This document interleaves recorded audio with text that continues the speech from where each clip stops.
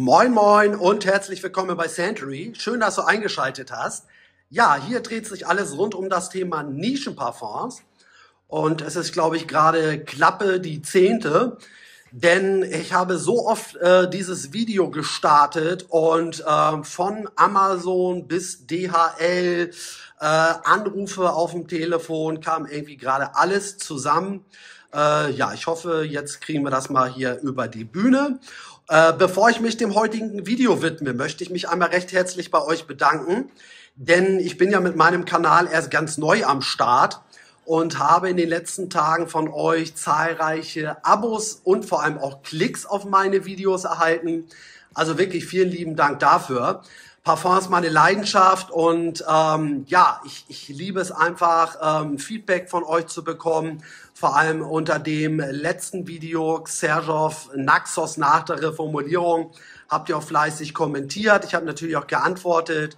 Ja, und ich mag das einfach, mit euch zu interagieren und mit euch die Leidenschaft zu teilen. Also wirklich vielen lieben Dank dafür. Das freut mich wirklich sehr.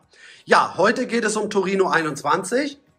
Ich zeige euch mal diesen tollen Flakon. JTC sehen wir hier, das steht für Join the Club Collection, Torino 21. Wie wir es von Xerjoff kennen, ein wundervoller Flakon. Hier unten haben wir die Batch-Informationen und hier oben haben wir den Deckel, der immer sehr, sehr fest, wie man es von Xerjoff kennt, auf dem Flakon sitzt.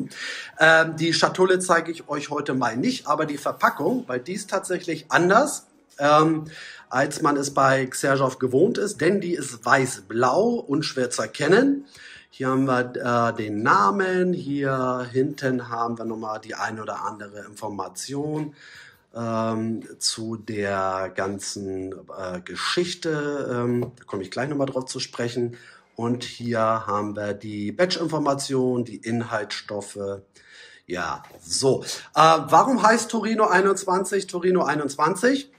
Es heißt deshalb so, weil es dem Tennisturnier, den ATP Finals des letzten Jahres gewidmet wurde. Und dieses Turnier fand in Turin statt und deswegen eben Torino 21. Xerjoff war da der offizielle Partner und hat eben dieses Parfum für dieses Turnier kreiert. Ja, wie riecht Torino 21? Es ist ein ganz wundervolles, frisches, minziges Parfum.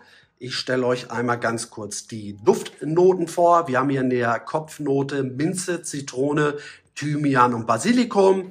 Herznoten sind Jasmin, Rosmarin und Lavendel und in der Basis haben wir Moschus und Eisenkraut. Ja, und wie ich schon gerade sagte, es riecht frisch, minzig. Die Minze ist für mich sehr authentisch getroffen, riecht wenig synthetisch, hat einen erfrischenden Effekt. Ich mag Minze in Parfums, also wirklich ganz, ganz toll hier in diesem Parfum, vor allem von der Kopfnote bis hin in den Dry Down. Wir haben die ganze Zeit diese minzige Note, was eben von der Kopfnote bis hin zum Dry Down so einen erfrischenden oder für so einen erfrischenden Effekt sorgt. Ganz toll. Wir haben so eine leichte Zitrik, aber eben nicht zu zitrisch. Für mich perfekt ja, ausbalanciert. Auch durch diese Zitrik kriegen wir halt wieder so einen frischen Effekt, aber jetzt auch nicht so einen, ja, so einen sauren, zitrischen Geruch, sondern wie gesagt, perfekt ausbalanciert. Und es riecht für mich, für mein Empfinden, ganz, ganz minimal grün, also leicht kräuterig könnte man sagen. Ihr dürft jetzt nicht denken, dass es jetzt irgendwie nach Gras oder nach Blumen oder nach was auch immer riecht, sondern wir haben zu der Minze, zu der Zitrik so eine ganz, ganz leichten grünen, ja, Kräuter-Vibes. Auch da perfekt für mich ausbalanciert. Den Thymian, den Basilikum kann ich tatsächlich vor allem in der Kopfnote so ein bisschen herausriechen. Lavendel riecht man ganz, ganz bisschen heraus. Das finde ich super. Denn ja, wenn zu viel Lavendel in einem Parfum ja enthalten ist, dann wird's ja so ein bisschen fougérig, also wird so ein fougère-artiges Parfum.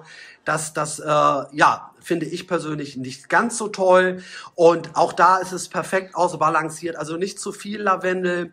Den Rosmarin riecht man tatsächlich auch heraus. Und wir haben in der Basis Moschus und Eisenkraut. Wir haben also so einen ganz leichten Moschus-Touch noch dazu. Ideal für den Frühling, aber ich kann mir das auch vorstellen, dass es super für den Sommer ist, weil eben durch diese erfrischende Minze, durch diese Zitrik, ja, sorgt es von der Kopfnote bis zum Dry Down eben für so eine Erfrischung. Also ich bin wirklich begeistert und ich muss auch ehrlich sagen, dass die Haltbarkeit für so ein Freshie überdurchschnittlich gut ist. Also ich habe 8-9 Stunden Freude an diesem Parfum gehabt und die Sillage ist in den ersten 2, ja eigentlich schon 3 bis 4 Stunden auch wirklich recht stark. Das hat mich auch überrascht. Man wird gerade in den ersten Stunden wahrgenommen, man selbst riecht das Parfum auch die ganze Zeit, das finde ich ja sowieso immer super. Und ja klar, danach geht's halt so ein bisschen mit der Sillage, sag ich mal, in den Hintergrund, aber es ist trotzdem stets bis ja 8-9 Stunden präsent und wahrnehmbar. Also Torino, ganz tolles Parfum, ideal für den Frühling, aber auch für den Sommer. Von meiner Seite eine ganz klare Empfehlung, probiert es wirklich mal aus. Es ist eben anders als viele zitrische oder frische, aquatische Parfums, hebt sich eben für mich durch die Minze und durch diesen leichten kräuterigen Touch ab. Also wie gesagt, ganz toll. Und das soll es dann für heute auch wieder gewesen sein. Ja, danke nochmal für eure Unterstützung. Bleibt gesund und wir hören uns dann demnächst mal wieder. Bis dahin, ciao.